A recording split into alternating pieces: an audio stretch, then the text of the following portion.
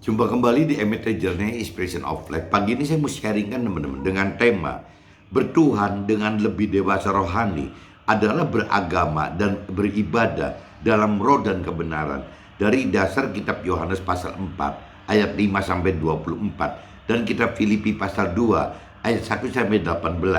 Maksudnya teman-teman, bertuhan dengan lebih dewasa rohani adalah beragama dan beribadah dalam roh dan kebenaran. Maksud roh dan kebenaran di sini teman-teman, banyak sekali orang beribadah itu bukan dengan apa ya, bukan uh, di dalam pribadi kita, di dalam yang ada tubuh jiwa roh itu bukan roh yang berkomunikasi dengan Tuhan Allah, tapi lebih condong ke arah tubuh dan jiwa yang lebih ditekankan teman.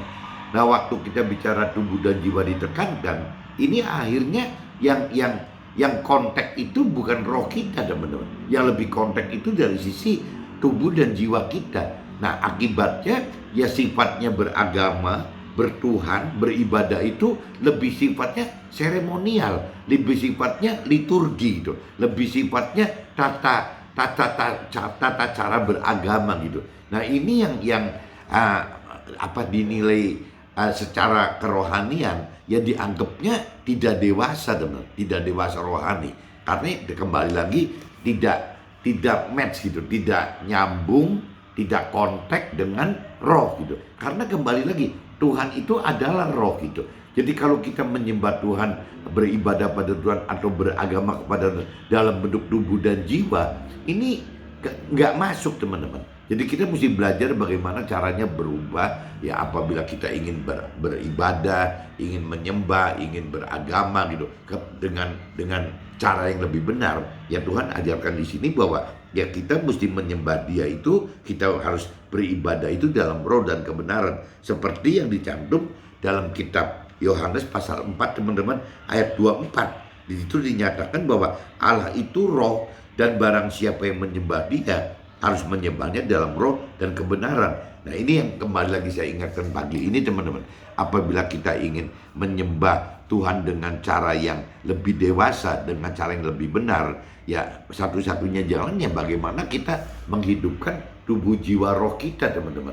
Nah, tubuh jiwa roh kita ini yang kita mesti asumsikan dan saya katakan bahwa Tuhan itu bukan ada di area tubuh dan jiwa, tapi Tuhan itu ada di area roh gitu. Seperti yang kitab Yohanes pasal 4 ayat 24 katakan tadi. Jadi kita mesti berusaha dengan bagaimana ya di dalam kita sendiri harus ada pengertian bahwa yang namanya manusia itu terdiri dari tubuh, jiwa, dan roh. Itu harus dimengerti dulu teman, bahwa bukan cuma seperti orang dunia atau orang berkeyakinan katakan bahwa kita manusia, kita ini hanya memiliki tubuh dan jiwa. Orang dunia, orang yang berkeyakinan berasumsi seperti itu teman-teman, bahwa manusia itu hanya terdiri dari tubuh dan jiwa. Bahkan dalam realita kesehariannya ya memang yang mesti dijaga itu tubuh dan jiwa dan raga teman. Jiwa dan tubuh. Nah, ini di lagu, di tata krama gitu, bagaimana menjaga tubuh dan jiwa dan raga gitu. Padahal kalau bicara secara rohani, manusia itu bukan terdiri dari tubuh dan jiwa saja, tidak terdiri dari jiwa dan raga saja, tapi terdiri dari tubuh, jiwa atau jiwa, raga, dan roh gitu. Nah, roh ini yang acap kali diabaikan teman-teman, tidak dibawa di dalam kehidupan keseharian kita. Nah, ini yang mengakibatkan akhirnya kita beragama, beribadah gitu ya, beragama, beribadah, bertuhan itu ya memaksakan diri ya hanya di area tubuh dan jiwa saja teman, di area jiwa dan raga saja. Nah, ini yang tidak bisa masuk teman-teman. Jadi kembali lagi, apabila kita ingin beragama, beribadah, menyembah Tuhan, beragama dengan cara yang lebih bertuhan, beragama, beribadah dengan cara yang lebih dewasa, dengan cara yang lebih matang, dengan cara yang lebih benar, ya kembali lagi kita mesti tahu dulu, kita harus mengenal, kita harus mengerti bahwa di dalam kita itu ada ya tubuh, jiwa, dan roh tadi teman. Jadi khususnya unsur roh ini yang harus dihidupkan gitu. Baru roh kita itu bisa hidup, baru ada koneksitas dengan Tuhan gitu. Kenapa? Karena wujudnya Tuhan juga berupa roh juga, teman-teman. Jadi roh Tuhan, ya Tuhan sudah sediakan untuk kita semua sebagai manusia itu sudah diperlengkapi dengan roh Tuhan. Ya Tuhan sudah memperlengkapi kita dengan roh Tuhan, di mana roh Tuhan itu ditempatkan di dalam roh kita, teman-teman. Ditaruh di dalam roh kita. Jadi bagaimana caranya supaya roh Tuhan itu hidup, ya kita mesti menghidupkan roh Tuhan di dalam roh kita, teman-teman. Waktu roh Tuhan hidup di antara kita, ya berarti kan terjadi, teman, hubungan antara roh kita dengan roh Tuhan itu. Nah, waktu ada connect roh kita dengan roh Tuhan, ya berarti yang namanya pengenalan akan firman Tuhan, pengertian akan firman Tuhan, jadi yang dalam hal melakukan firman Tuhan pun akan berubah, teman. Bagaimana caranya firman Tuhan itu akan jadi hidup gitu. Ya kalau istilah Nasrani dikatakan firman yang hidup itu adalah jadi rema, teman. Jadi firman itu mengandung kuasa yang dari Tuhan gitu. Firman itu mengandung pikiran, perasaan dan kehendak Tuhan gitu. Nah, ini yang membedakan apabila kita melakukan firman Tuhan dengan menghidupkan roh Tuhan dibanding kita melakukan firman Tuhan hanya dengan seenaknya kita gitu, sekehendak kita, sepikiran, perasaan, kehendak kita. Nah, akhirnya kekuatan firmannya jadi berbeda, teman-teman. Apabila firman yang dihidupkan oleh roh Tuhan menjadi rema, ya firman yang dihidupkan oleh diri kita sendiri ya cuma menjadi logos gitu. Ya berarti ya kita cuma pelaku firman yang sesuai teori rohani, sesuai teologi gitu. Ya hanya sebatas kisaran itu saja, teman-teman. Tidak bisa benar-benar firman itu ada kuasa seperti yang Tuhan rancang dan kehendaki, tidak seperti ada kuasa sepikiran dan perasaan kehendaknya si Tuhan gitu. Itu tidak terjadi, teman-teman. Nah, ini kembali lagi teman-teman mesti coba, kalau bisa teman-teman juga menyimak, coba melihat, kalau bisa kasih tanda gitu, bahwa di dalam kitab Yohanes pasal 4 ayat 24 itu dikatakan seperti itu, teman. Allah itu roh, dan barang siapa yang menyembah dia harus menyembahnya dalam roh dan kebenaran. Kalau tidak menyembah dalam roh dan kebenaran, berarti ya kita ketemunya ya tata krama agama, tata krama beribadah, tata krama bertuhan gitu. Ya cuma sebatas itu, teman-teman. Akhirnya yang terjadi hubungan horizontal antara kita dengan manusia, mungkin dengan rohaniawan kita, mungkin dengan mentor rohani kita, mungkin dengan sesama teman rohani kita. Kita cuma ada di lingkup horizontal aja, teman-teman, karena Tuhan di vertikalnya nggak kita sentuh gitu. Jadi mudah-mudahan dengan pagi ini saya sharing seperti ini, teman-teman bisa nangkep bahwa ya itu untuk beribadah, beragama, bertuhan yang dengan cara yang lebih benar sesuai dengan kitab Yohanes pasal 4 ayat 24 itu adalah bagaimana caranya kita harus mengenal, harus mengerti diri kita itu terdiri dari tubuh, jiwa, roh. Itu yang syarat nomor 1. Kedua, kita harus tahu bahwa Tuhan telah memberikan roh Tuhan kepada semua di antara kita gitu. Ya, yang disebut di Nasrani Roh Kudus. Nah, kalau bicara secara universal mungkin nyebutnya roh Tuhan atau roh kebenaran. Apabila di teman-teman muslim saya mengatakan bahwa itu nur, cahaya dari Tuhan yang ada dalam kita. Nah, itu harus dihidupkan, teman-teman. Bagaimana cara menghidupkan ini? Nah, waktu sudah dihidupkan roh Tuhannya, baru teman-teman, baru ada koneksi dengan Tuhan Allah. Nah, ya itu akan menjadi begitu. Jadi waktu bisa saja audible gitu secara pendengar dari telinga, perintah peraturan Tuhannya bisa juga digerakkan di dalam hati kita, teman. Hati kita terdorong ya karena ada roh Tuhan yang menggerakkan bahwa firman ini loh yang Tuhan maksud pagi ini, siang ini, sore ini gitu. Jadi firman itu hidup, teman-teman. Bukan berarti cuma teori mati harus begini saja, bukan begitu gitu. Jadi firman itu akan menyesuaikan dengan situasi kondisi apa yang kita hadapkan pada saat itu. Apabila kita kembali lagi menghidupkan roh Tuhan di dalam kehidupan kita. Jadi kita butuh, teman-teman, hidup kita itu butuh ada landasan firman Tuhan ya sebagai apa? Perbendaharaan kata, perbendaharaan dialog untuk Tuhan bicara dengan kita, teman-teman. Kalau bahasanya Tuhan itu kan ada di dalam firman.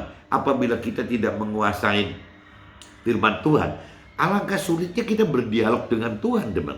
Kalau kita benar-benar menguasai firman Tuhan, berdialog dengan Tuhan itu akan menjadi lancar gitu. Ya sama aja dulu saya pernah sharingkan, apabila kita pengen berkomunikasi dengan orang Jerman, ya syaratnya begitu. Orang Jermannya harus bisa menguasai bahasa Indonesia, atau kitanya orang Indonesia harus menguasai bahasa Jerman. Tapi kalau kita tidak mampu bahasa Jerman, teman kita di Jerman nggak bisa bahasa Indonesia, ya minimal kita ngambil jalan tengah. Ya apa bahasa internasional kita pakai bahasa Inggris gitu. Berarti orang Jerman teman kita harus belajar bahasa Inggris, dan kita orang Indonesia harus belajar bahasa Inggris.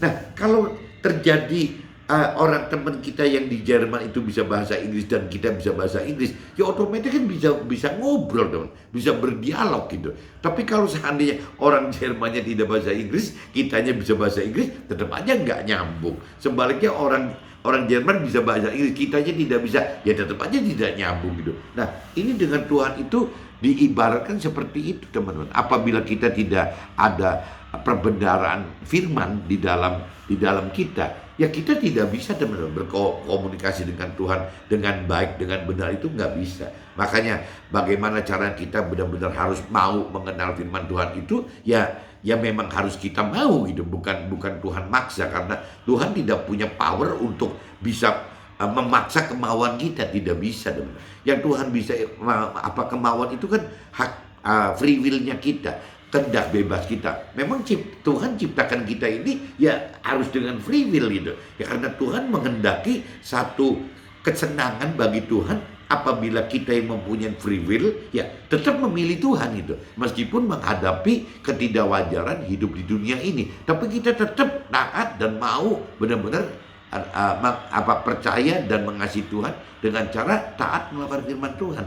Nah, ini yang memang Tuhan senangkan, hal-hal seperti ini, teman.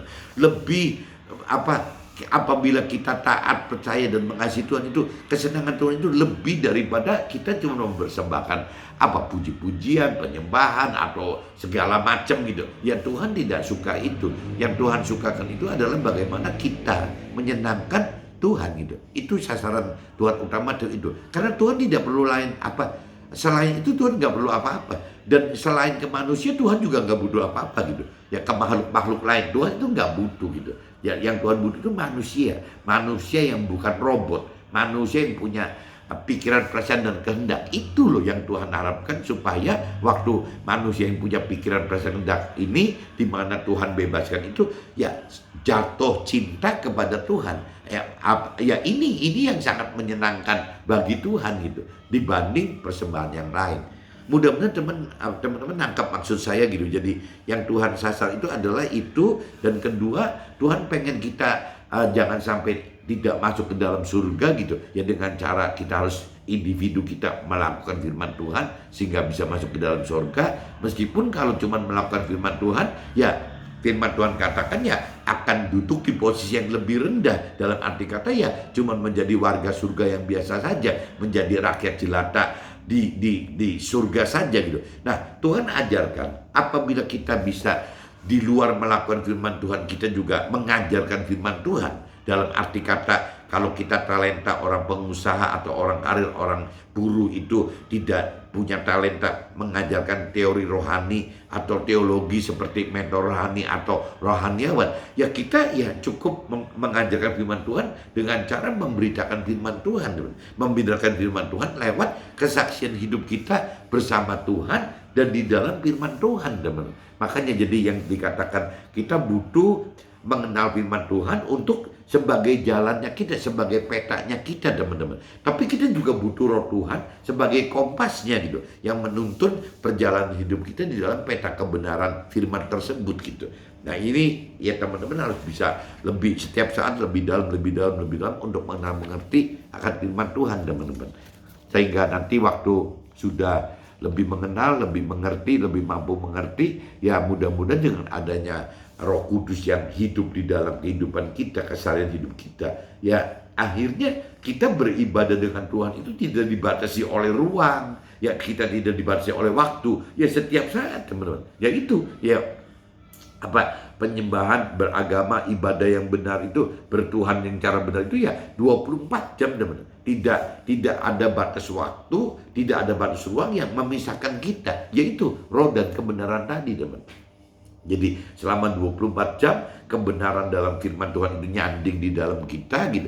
Yang namanya 24 jam roh Tuhan itu juga berada di dalam kita. Jadi ya menyembah, beragama, beribadah, bertuhan gitu dengan cara dalam roh dan kebenarannya itu yang paling all out gitu teman. Tidak cuma dibatasi hari suci saja gitu kan, tidak dibatasi jam-jam tertentu saja gitu, tidak dibatasi dengan tata cara agama liturgi yang terlalu berlebihan gitu. Ya dikhawatirkan dengan aktiviti di luar roh itu yang kaitannya tubuh dan jiwa itu justru malah rohnya yang ketinggalan teman, aktiviti roh yang ketinggalan gitu. Nah ini saya sebelum masuk ke dalam teman, saya coba bacakan aja dulu teman-teman di kitab Yohanes pasal 4 teman-teman, ayat 5 sampai 25, 24 teman-teman. Jadi Yohanes pasal 4 teman-teman, coba teman-teman cari Yohanes pasal 4 ayatnya 5 sampai 24 teman-teman. 5 sampai 24. Oke, berarti maka sampailah ia ke sebuah kota di Samaria yang bernama Sikar, dekat tanah yang diberikan Yakub dahulu kepada anaknya Yusuf.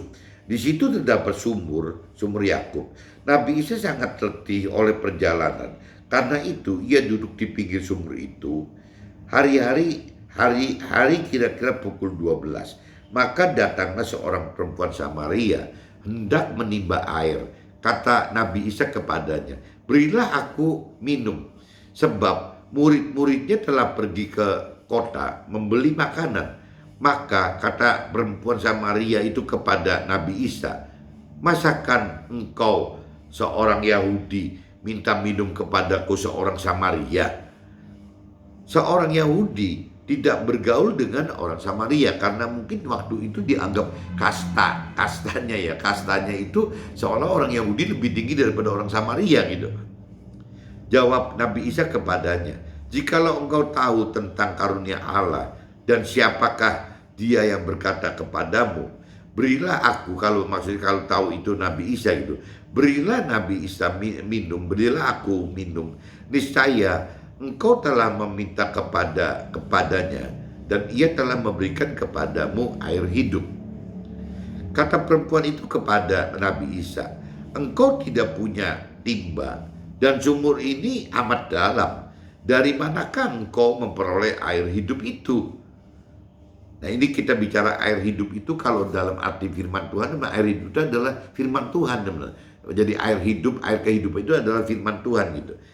"Adakah engkau lebih besar daripada bapa kami Yakub yang memberikan sumur ini kepada kami dan yang telah minum sendiri dari dalamnya, ia serta anak-anaknya dan ternaknya?" Jawab Nabi Isa kepadanya, "Barang siapa minum air ini, ia akan haus lagi. Tetapi barang siapa minum air yang akan kuberikan kepadanya," maksudnya firman Tuhan gitu. Ya Nabi Isa akan ajarkan firman Tuhan, "ia tidak akan haus untuk selama-lamanya. Sebaliknya air yang akan kuberikan kepadanya akan menjadi mata air di dalam dirinya yang terus-menerus memancar sampai kepada hidup yang kekal." Jadi apabila kita sudah minum firman Tuhan, dan apabila kita sudah mengenal, mengerti dan melakukan firman, itu maksudnya Nabi Isa, maksudnya firman Tuhan gitu. Ya air kehidupan itu, firman Tuhan itu ya akan menghidupi kita seumur hidup kita dan sampai mencapai kekekalan gitu. Kata perempuan itu kepadanya, "Berikanlah aku air itu supaya aku tidak haus dan tidak usah datang lagi ke sini untuk menimba air." Kata Nabi Isa kepadanya, "Pergilah, panggillah suamimu dan datang ke sini." Kata perempuan itu, "Aku tidak mempunyai suami." Kata Nabi Isa kepadanya, Tepat katamu bahwa engkau tidak mempunyai suami, sebab engkau sudah mempunyai 5 suami, dan yang ada sekarang padamu bukanlah suamimu. Ya, dalam hal ini engkau berkata benar. Jadi waktu wanita perempuan Samaria katakan bahwa dia itu tidak bersuami, Nabi Isa sudah tahu bahwa suami itu 5, bahkan yang sekarang pun bukan suaminya gitu. Ya mungkin apa selingkuhannya atau apa, nggak ngerti gitu. Kata perempuan itu kepadanya, nyata sekarang padaku bahwa engkau seorang nabi. Jadi waktu Nabi Isa katakan begitu, baru perempuan Samaria itu mengakui bahwa iya, Nabi Isa ini nabi gitu. Jadi ngerti gitu, tahu, bisa ngebaca, bisa nebak, bisa ngeramal gitu, bahwa dia itu dengan 5 laki-laki dan 1 yang sekarang pun, yaitu apa sifatnya, bukan suami tapi selingkuhannya semua gitu. Nenek moyang kami menyembah di atas gunung ini, kata perempuan Samaria tadi gitu. Tetapi kamu katakan bahwa Yerusalem itu tempat orang menyembah gitu. Jadi kalau zaman dulu teman-teman, kalau cerita orang-orang yang dianggap tidak beragama Yahudi, tidak menganut prinsip-prinsip agama Yahudi, ya itu berdoanya seperti perempuan Samaria ini, seperti orang-orang Samaria pada umumnya, berdoanya di gunung-gunung gitu. Nah ini kemudian di Gunung Gerizim gitu. Nah tapi sebaliknya orang-orang Yahudi itu berdoanya di Yerusalem teman-teman, di Bait Allah di Yerusalem gitu. Nah kata Nabi Isa kepadanya, percayalah kepadaku hai perempuan, saatnya akan tiba bahwa kamu akan menyembah Tuhan Allah bukan di gunung ini, tapi juga bukan di Yerusalem. Nah, perempuan Samaria kan bingung gitu. Jadi di mana gitu ya? Kalau cerita orang Samaria menyembah Tuhan Allah di Gunung Gerizim gitu, tetapi orang Yahudi menyembah Allah di Bait Allahnya di Yerusalem, tapi Nabi Isa katakan bukan begitu gitu. Ya, kamu menyembah apa yang tidak kamu kenal, kami menyembah apa yang kami kenal, sebab keselamatan datang dari bangsa Yahudi. Tetapi saatnya akan datang. Jadi kalau cerita sebelum Nabi Isa datang teman-teman, yang dijadikan parameter itu adalah kitabnya orang Yahudi teman-teman. Kitab orang Yahudi itu, kitab suci orang Yahudi itu beda teman-teman dengan kitab Alkitabnya kita, atau berbeda dengan kitab Al-Qur'annya teman-teman atau keluarga saya yang di Muslim gitu. Jadi beda. Kitab sucinya orang Yahudi ya kitab sucinya orang Yahudi, kitab sucinya orang Nasrani ya Alkitab namanya gitu, kitab sucinya orang Muslim ya namanya Al-Quran. Nah kitab suci agama lain saya kurang apal namanya apa gitu, cuman yang jelas kan ada cerita ada nabi Konfusius, Konghucu, apakah memang kitabnya juga ada gitu, kitab firman Tuhannya, apakah di Buddha juga ada, saya kurang mengerti gitu. Cuman yang saya tahu begitu, jadi kitab sucinya orang Yahudi ya kitab sucinya orang Yahudi, kitab sucinya orang Nasrani ya Alkitab gitu, kitab sucinya orang Muslim ya Al-Quran gitu. Jadi beda-beda di situ teman-teman. Nah waktu itu zaman itu gitu.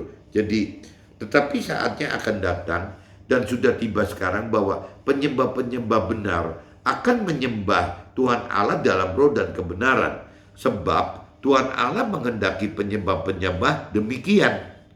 Allah itu roh, dan barang siapa menyembah dia harus menyembahnya dalam roh dan kebenaran. Jawab.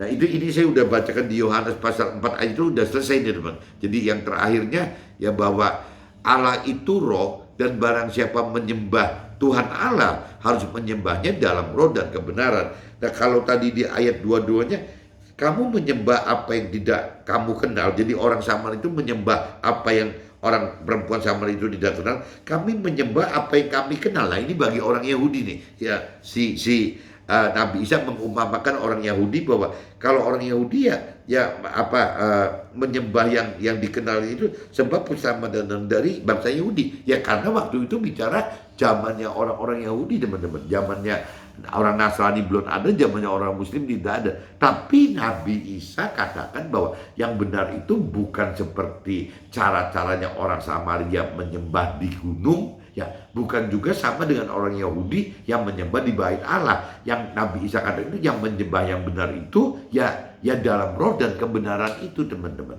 Nah ini level Nabi Isa ajaran itu beda teman dibanding dengan si orang Samaria itu Yahudi pada saat itu teman-teman. Jadi kembali lagi bedanya kalau orang Yahudi dan orang Samaria, Yang namanya tempat aja dikhususkan teman. Ya kalau tidak menyembah di Gunung Gerizim atau tidak menyembah di gunung atau tidak menyembah di bait Tuhan, ya berarti tidak bisa menyembah. Ya jam-jamnya pun ada batasannya teman. Jam tertentu saja yang dianggap sakral bisa untuk menyembah gitu dan beribadah. Tapi kalau bicara dalam roh dan kebenaran itu jadi 24 jam teman. Karena tidak dibatasi oleh lokasi, oleh waktu, oleh ruang gitu. Ya tidak dibatasi oleh segala macam ruang dan waktu itu tidak pegang peran lagi teman. Kenapa? Karena firman Tuhannya sudah ada di dalam kita karena kita mengenal dan mengerti akan firman Tuhan dan roh Tuhannya ada dalam kita gitu teman. Jadi ya 24 jam jalan bersama dengan Tuhan gitu. Nah itu yang diharapkan Tuhan, menyembah, beribadah, beragama, bertuhan dalam roh dan kebenaran itu seperti itu teman-teman. Nah ini saya lanjut teman-teman di kitab Filipi pasal 2 teman-teman. Kitab Filipi pasal 2 ayatnya 1 sampai 18 teman-teman. Coba saya bacakan judulnya teman-teman. Ya, nasihat supaya bersatu dan merendahkan diri seperti Nabi Isa gitu. Seperti yang firman Tuhan ajarkan gitu. Jadi karena dalam firman Tuhan ada nasihat, ada penghiburan kasih, ada persekutuan roh, ada kasih mesra dan belas kasihan. Karena itu sempurnakanlah sukacitaku dengan ini. Hendaklah kamu sehati sepikir dalam satu kasih, satu jiwa, satu tujuan, dengan tidak mencari kepentingan diri sendiri atau puji-pujian yang sia-sia. Sebaliknya, hendaklah dengan rendah hati yang seorang menganggap yang lain lebih utama daripada dirinya sendiri. Nah ini ujung-ujungnya firman Tuhan ngajarkan jangan kita egois teman-teman, apalagi dalam hal rohani gitu. Di sini, dan janganlah tiap-tiap orang hanya memperhatikan kepentingan diri sendiri, tetapi kepentingan orang lain juga. Hendaklah kamu dalam hidupmu bersama menaruh pikiran dan perasaan yang terdapat juga di dalam firman Tuhan, yang apa yang diperintahkan oleh firman Tuhan, yang walaupun dalam firman Tuhan itu kan bentuknya seperti Tuhan Allah. Jadi firman Tuhan Allah adalah Allah, Tuhan Allah adalah firman Tuhan Allah gitu. Jadi kurang lebih bolak-baliknya begitu teman-teman. Ya istilahnya di sini melainkan telah mengosongkan dirinya jadi Nabi Isa teman-teman. Waktu itu Nabi Isa itu kan yang membawakan perintah peraturan firman Tuhan untuk manusia pada saat itu gitu. Jadi hendaklah kamu dalam hidupmu bersama menaruh pikiran dan perasaan yang terdapat juga dalam firman Tuhan yang disampaikan oleh Nabi Isa itu, yang walaupun dalam jadi kuasanya Tuhan Allah. Waktu itu Nabi Isa itu mempunyai kuasa dari Tuhan Allah, tidak menganggap kesetaraan dengan Tuhan Allah itu sebagai milik yang harus dipertahankan, melainkan telah mengosongkan dirinya sendiri, mengosongkan dirinya Nabi Isa sendiri, dan mengambil rupa seorang hamba dan menjadi sama-sama manusia. Jadi si Nabi Isa itu tidak menganggap seperti Nabi teman, tapi menempatkan dirinya sebagai kita gitu, manusia gitu. Dan di dalam keadaan sebagai manusia, ia telah merendahkan dirinya dan taat sampai mati, bahkan sampai mati di kayu salib. Itulah sebabnya Tuhan Allah sangat meninggikan Nabi Isa dan menganugerahkannya kepada Nabi Isa nama di atas segala nama, supaya dalam nama Nabi Isa bertekuk lutut segala yang ada di langit dan yang ada di atas bumi dan yang ada di bawah bumi, dan segala lidah mengaku Nabi Isa itu adalah penyampai firman Tuhan itu, yang memang Tuhan tugaskan untuk bisa menjadi utusan Tuhan, memberitakan kebenaran firman Tuhan tadi teman-teman. Tetaplah kerjaan keselamatanmu, hai saudara-saudaraku yang kekasih, kamu senantiasa taat. Karena itu tetaplah pekerjakan keselamatanmu dengan takut dan gentar, bukan saja seperti waktu aku masih hadir, tetapi terlebih pula sekarang waktu aku tidak hadir. Karena Allah lah yang mengerjakan di dalam kamu baik kemauan maupun pekerjaan yang menurut kerelaannya. Lakukanlah segala sesuatu dengan tidak bersungut-sungut dan berbantah-bantahan, supaya kamu tiada beraib dan tiada bernoda sebagai anak-anak Allah yang tidak berjalan di tengah-tengah angkatan yang bengkok hatinya dan yang sesat ini, sehingga kamu bercahaya di antara mereka seperti bintang-bintang di dunia, sambil berpegang pada firman kehidupan, agar aku dapat berpegang pada hari pengadilan Tuhan gitu, bahwa aku tidak percuma berlomba dan tidak percuma bersusah-susah, tetapi sekalipun darahku dicurahkan pada korban dan ibadah imanmu, aku bersuka cita dan aku bersuka cita dengan kamu sekalian, dan kamu juga harus bersuka cita dan bersuka citalah dengan aku. Ya, ini firman Tuhan, Nabi Isa, Tuhan Allah mengajak kita seperti itu, teman-teman. Jadi bagaimana kita bisa bersuka cita melakukan firman Tuhan bersama Tuhan Allah, bersama Roh Tuhan itu. Seperti itu, teman-teman. Ini saya sudah bacakan, teman-teman, di dua kitab Yohanes, kitab Yohanes yang pasal 4 ayat 5 sampai 24, dan saya sudah bacakan juga kitab Filipi pasal 2 ayat 18. Nah, ini saya masuk ke draft aja, teman-teman. Siapa tahu bisa lebih jelas gitu maksudnya gitu.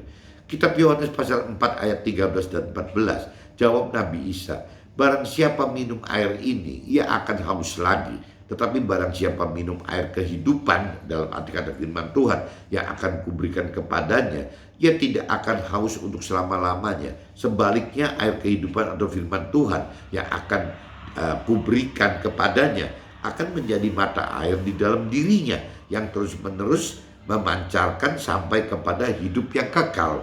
Nah, air yang dari Tuhan Allah adalah air kehidupan atau firman Tuhan. Maksudnya gitu, teman-teman.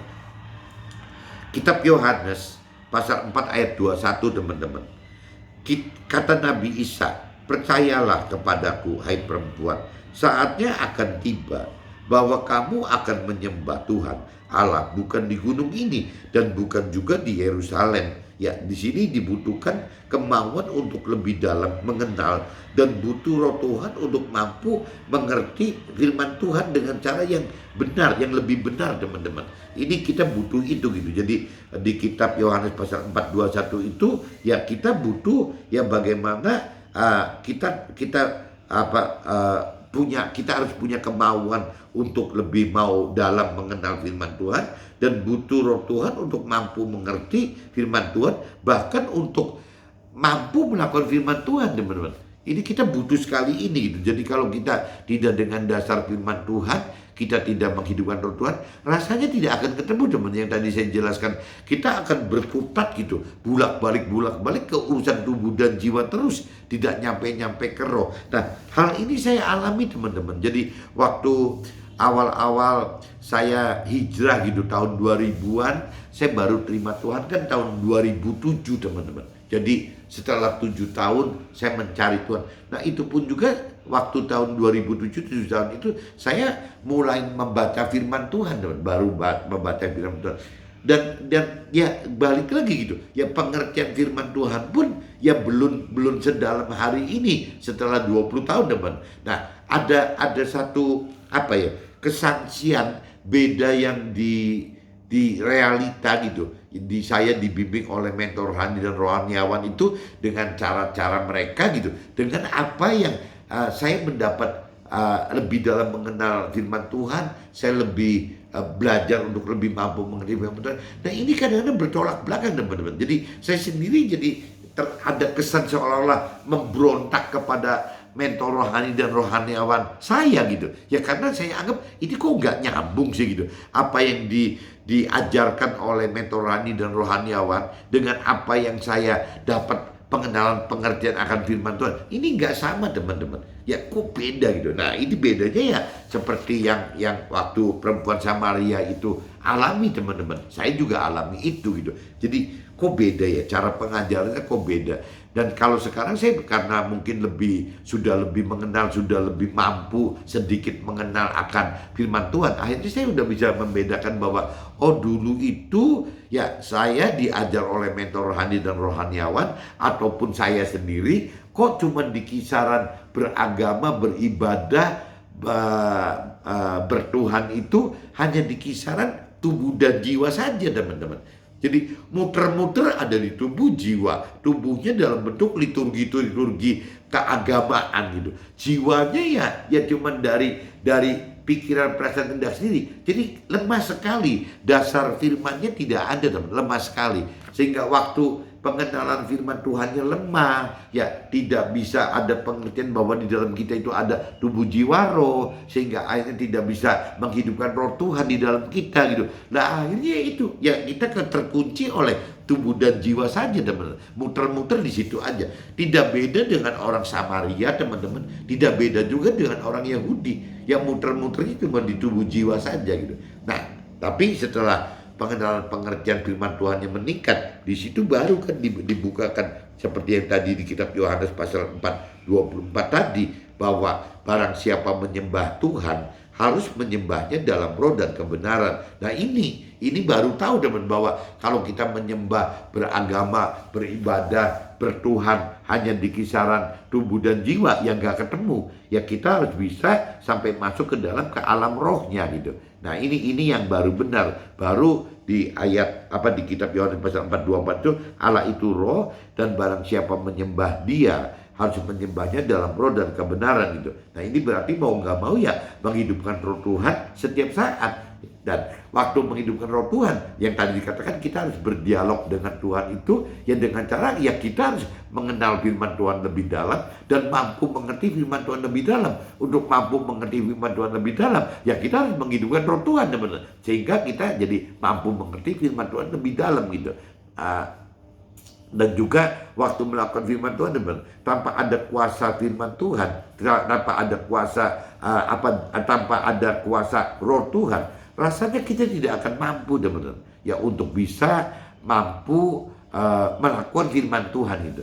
Iman kita tidak akan kuat, teman. Kalau tanpa ada roh Tuhan, iman kita tidak kuat. Iman kita itu akan kuat, teman-teman, apabila kita lebih dalam mengenal firman Tuhan, kita lebih mampu mengerti firman Tuhan, dan kita mampu melakukan firman Tuhan, teman. Nah, 3 hal ini yang menyebabkan iman kita naik, teman-teman. Jadi butuh firman Tuhan, butuh roh Tuhan untuk kita beriman kepada Tuhan itu. Tanpa firman Tuhan, tanpa roh Tuhan, terlalu sulit, teman-teman. Ya kembali lagi yang tadi, kenapa sulit? Karena firman Tuhannya tidak dihidupkan oleh roh Tuhan, tapi firman Tuhannya dihidupkan oleh pikiran, perasaan, kehendak kita sendiri, oleh jiwa kita sendiri. Tapi waktu kita menghidupkan roh Tuhan, menghidupkan firman Tuhan itu dengan kuasa roh Tuhan, ya firman Tuhan itu berubah dari logos menjadi rema, sehingga ada kekuatan, ada kuasa firman Tuhan ya dari rema tadi yang dari pikiran, perasaan, kehendak Tuhan, teman-teman. Nah ini yang disebabkan yang disebut bahwa kita butuh menghidupkan roh dan kebenaran itu seperti itu, teman-teman.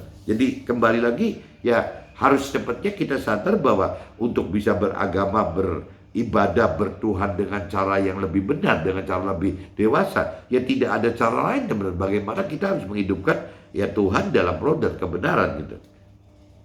Kitab Filipi pasal 2 ayat 3, bertuhan secara dewasa adalah dengan tidak mencari kepentingan diri sendiri atau pujian yang sia-sia. Sebaliknya, hendaklah dengan rendah hati yang seorang menganggap yang lain lebih utama daripada diri sendiri. Nah ini orang yang sudah menyembah, beribadah, beragama, bertuhan dengan cara yang lebih benar, nanti ujungnya begitu, teman-teman. Tidak ada gitu rasa dari orang tersebut ingin nonjol, ingin bagaimana, nggak ada, teman. Malah lebih utamakan bagaimana ya supaya bisa sesama itu ikut juga mendapatkan keselamatan yang Tuhan rancang dan kehendaki gitu.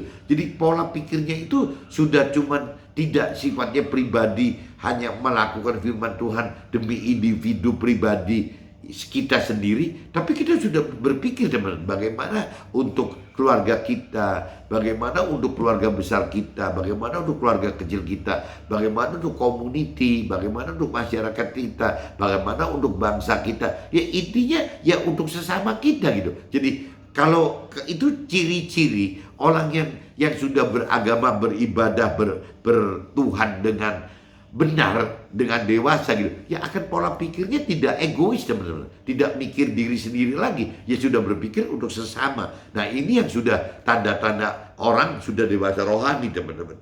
Dalam kitab Filipi pasal 2 ayat 12 sampai 15 gitu. Firman katakan agar kita tetaplah kerjakan keselamatan. Jadi tetaplah kerjakan keselamatan dengan cara melakukan firman dengan tidak bersungut-sungut dan berbantah-bantahan, supaya kita tidak beraib dan tidak bernoda, maka kita akan bercahaya di antara mereka. Nah, ini kalau kita lihat Filipi pasal 2 ayat 12-15, ini jelas dinyatakan tetaplah kerjaan keselamatan. Kenapa harus tetap kerjakan keselamatan? Ya berarti kan pasti banyak sekali permasalahan yang timbul ya waktu kita melakukan firman Tuhan, teman-teman. Waktu kita ingin mendapatkan keselamatan yang Tuhan rancang kehendaki itu tidak mudah, teman-teman. Kita itu terbentur banyak sekali dengan permasalahan-permasalahan, di mana permasalahan itu ya pasti ujung-ujungnya menimbulkan penderitaan, teman-teman. Nah, ini kenapa menderita? Karena permasalahan yang timbul itu adalah kita melakukan sesuatu hal yang dianggap oleh dunia tidak wajar, teman-teman. Padahal secara rohani, secara firman Tuhan, secara Tuhan, apa yang Tuhan perintah peraturkan, apa yang Tuhan rancang dan kehendaki itu adalah kewajaran bagi dari sisi rohani, dari sisi firman Tuhan, dari sisi Tuhan Allah gitu, dari sisi kekekalan, teman-teman. Itu dianggapnya kewajaran. Kita harus melakukan hal-hal seperti itu. Tapi yang konyol, apa yang dianggap kewajaran bagi rohani itu benar-benar dianggap ketidakwajaran bagi duniawi, gitu. Kenapa? Karena apa yang dirancangkan, apa yang dikehendaki oleh duniawi, oleh manusia dunia pada umumnya, oleh orang yang berkeyakinan pada umumnya, bahkan oleh iblis sendiri, ini bertentangan, teman-teman. Target antara yang iblis dunia, orang dunia atau orang berkeyakinan rancang kehendaki dengan apa yang Tuhan rancang kehendaki itu beda, teman-teman.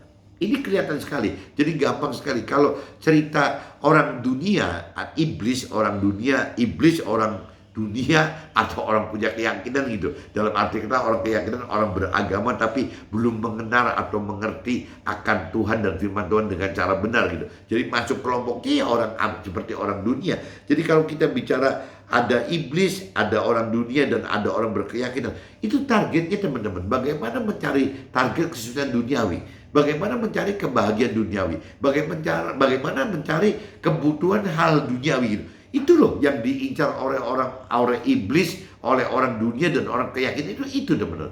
Nah, ini semua kan maksudnya Tuhan. Itu kan target itu adalah fana gitu. Itu kan target duniawi, fana yang akan ditinggalkan. Ngapain gitu kita mendapatkan hal-hal duniawi hanya untuk berumur 70-80 tahun. Ini yang Tuhan inginkan ini, teman-teman. Nah, kembali kalau kita bicara ke targetnya Tuhan itu berbeda. Target Tuhan itu adalah bagaimana mendapatkan keselamatan di akhirat, bagaimana mendapatkan damai sejahtera di akhirat, bagaimana mendapatkan menjadi warga surga atau menjadi keluarga Tuhan di dalam surga yang kekal di akhirat. Jadi ukurannya semua, teman. Yang satunya duniawi fana, Tuhannya ukurannya adalah akhirat yang kekal di surga gitu, yang kekal. Nah, ini jadi benar-benar bertolak belakang, teman-teman. Beda sekali gitu. Nah, ini yang tadi dikatakan, apabila kita mengikuti apa rancangan kehendak Tuhan, ini adalah hal yang tidak wajar bagi duniawi. Tapi sebaliknya, teman, apa yang dihendaki iblis di dalam rancangan kehendaknya iblis, itu dianggap tidak wajar dari kacamata rohani, dari kacamata Tuhan. Yang ini yang bertolak belakangan, tarik-tarikan seperti ini, teman-teman. Dan di firman ini diingatkan di kitab Filipi pasal 2 ayat 12-15. Jadi waktu kita melakukan apa yang diperintah peraturan Tuhan agar kita masuk dalam rancangan kehendak Tuhan, ya kita jangan bersungut-sungut dan tidak perlu berbantah-bantahan gitu, teman-teman. Jadi maksudnya firman seperti itu gitu. Ya kita taat saja gitu. Dan kalau kita harus kita jangan bersungut-sungut, maksudnya terhadap diri kita sendiri ya, atau kita nggak perlu bersungut-sungut dan berbantah-bantah dengan orang lain gitu ya. Kalau orang yang bisa nerima kita ya kita sharingkan. Sebaliknya orang tidak bisa menerima sharing kebenaran kita, di pemberitaan kebenaran kita, ya sudah, ya seperti ada firman kata, ya dikebaskan aja gitu celananya dari debu dan kita tinggalkan gitu. Kita pindah ke orang yang mau mendengar sharing kita. Seperti itu, teman-teman. Bertuhan dan beragama serta beribadah dengan dewasa rohani ibarat berlomba untuk dapat melakukan dan mengajarkan firman Tuhan agar kita dan sama kita dapatkan rancangan dan kehendak Tuhan. Nah ini teman-teman, jadi bertuhan, beragama, beribadah dengan dewasa rohani, dengan kebenaran, ya itu karakternya gitu teman. Jadi bagaimana kita tidak cuma sekedar melakukan firman Tuhan kita secara individu. Kalau kita melakukan firman Tuhan secara individu teman, kan mungkin kategorinya berarti kita masih konsumen firman teman. Kita masih mengkonsumsi gitu firman-firman dari teman rohani kita, dari mentor rohani kita, dari rohaniawan kita gitu. Kita masih menggali itu untuk kita teman-teman. Jadi kita melakukan firman Tuhan dengan cara kita sebagai konsumen firman gitu. Ya, konsumen firman, kita dapat firman dari mereka, dari teman rohani, dari mentor rohani dan rohaniawan. Nah kita lakukan teman-teman. Itu namanya kan berarti kan kita melakukan firman Tuhan untuk pribadi kita sendiri teman-teman. Belum tentu bisa bersamaan dengan pasangan kita gitu. Sekalipun belum tentu dengan anak-anak kita, dengan orang tua kita, dengan mertua kita, dengan keluarga kecil, keluarga besar, dengan komunitas, dengan masyarakat, dengan bangsa kita. Belum tentu bisa teman-teman. Ya itu cuma bisanya dilakukan oleh diri sendiri. Tapi kalau kita bicara kita sudah dewasa rohani, ya Tuhan rancang kendaki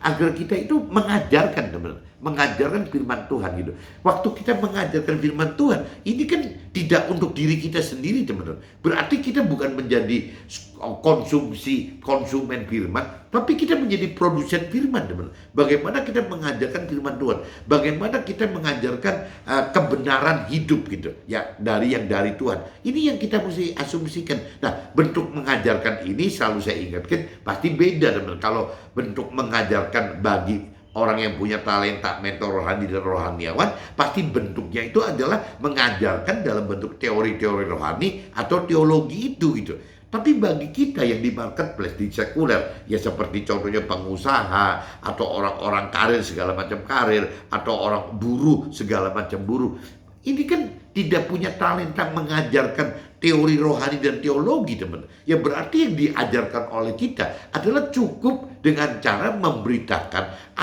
memberitakan kesaksian hidup kita, apa yang terjadi dalam hidup kita, ya bersama dengan Tuhan gitu, pribadi Tuhan, dan di dalam firman Tuhannya teman-teman. Ini harus, kesaksian itu harus gandeng teman. Jadi nggak bisa istilahnya kita bersaksi itu tanpa dasar firman, atau kita bersaksi itu dengan firman tapi dengan dasar tanpa kejadian hidup bersama Tuhan, yaitu percuma teman. Jadi bersaksi itu butuh dua, kita butuh firman Tuhan dan kita butuh memang kejadian bersama Tuhan gitu, mengalami bersama Tuhan. Nah ini yang sangat dibutuhkan teman. Jadi kembali lagi ya, kita mesti kalau ingin dewasa rohani, apa kita mau berbicara, beragama, bertuhan dan beribadah dengan lebih benar, ya mau nggak mau teman-teman. Jadi kita harus mau mengenal firman Tuhan, kita harus mampu mengerti firman Tuhan.